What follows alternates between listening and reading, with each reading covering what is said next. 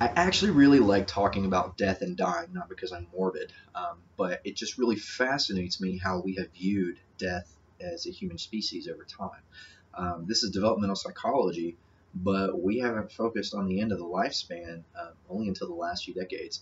Some of your earliest developmental theories thought that who you are as you develop, stops.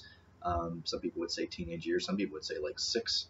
So it's weird to me that in our current society, we've only spent the last few decades thinking, I wonder if 35-year-olds are different than 75-year-olds.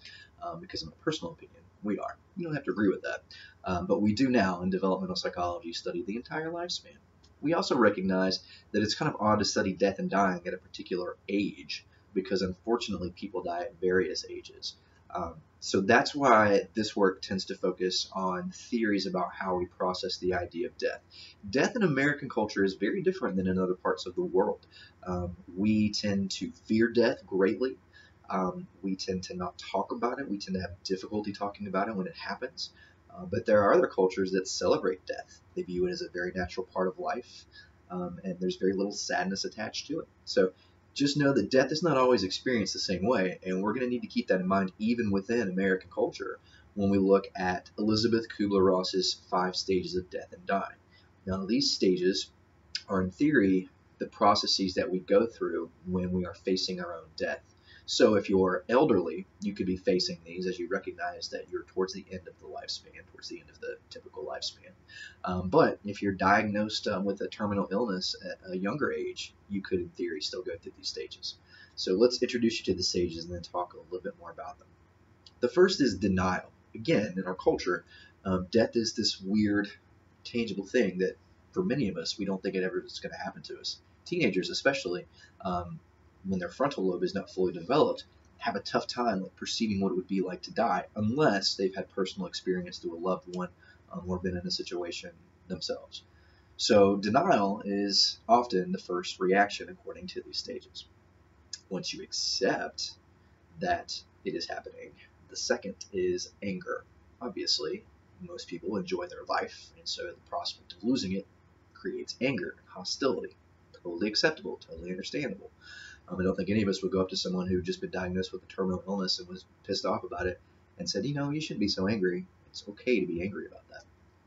The third stage is bargaining. This is when you try to, and there's multiple ways to do this, but this is when you try to engage in a deal, if you will, with death. So for some people, it's to a specific god or higher power. So I promise, if you just save me from this or give me more time, I'll stop being a complete jerk.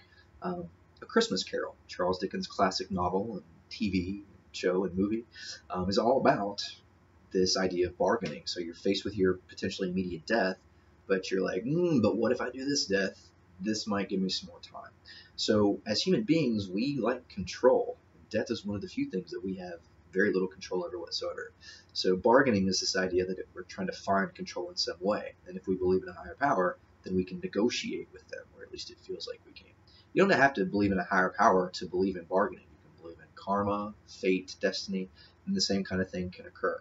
I'll live a healthier lifestyle if I've just passed this test or if this diagnosis is negative. So bargaining is something that a lot of people go through when they face their own death. The last is depression. So once you have recognized it's happening, you're angry about it, your bargaining does not work, then you understandably are very sad about it. So depression can occur. By the way, we have to differentiate between clinical depression and the depression experienced when you're faced with your own death. Chronic depression or clinical depression is something that impacts people sometimes with no external reason whatsoever. I would imagine that most people would feel some depression if they are faced with their own death. Intense sadness, but it's not the same thing as a disorder that's not necessarily attached to a specific reason. And then finally, you have acceptance. So you've gone through all these stages and you accept death, and you accept it with a positive attitude even. A lot of people who are diagnosed with terminal illness towards the end will say they're grateful for the illness because it gave them a new perspective for the time they were here, or it made them make the most of life. And it's not uncommon at all to see people make peace with loved ones or with a higher power or what have you. So that's the idea. Now, you got to be really careful because when you listen to this, you go, that makes so much sense. But even if it did, remember, this is a theory, and not everybody's going to go through it the same way. Everybody's different. Some people don't get angry. Some people don't deny it. Some people never accept it. So you just got to watch out. Don't look at somebody who's dealing with this and go, I can't wait for you to get to the fourth stage, because they may or may not. They also may go up and down and back and forth and experience the stages in a different order. So just be very careful when you're using this. I love organized models more than most people, but human beings are not rats in cages. We don't all operate through the same processes. But make sure you know Elizabeth Kubler-Ross's 5 stages of accepting death and dying, and that's denial, anger, bargaining, depression, and acceptance.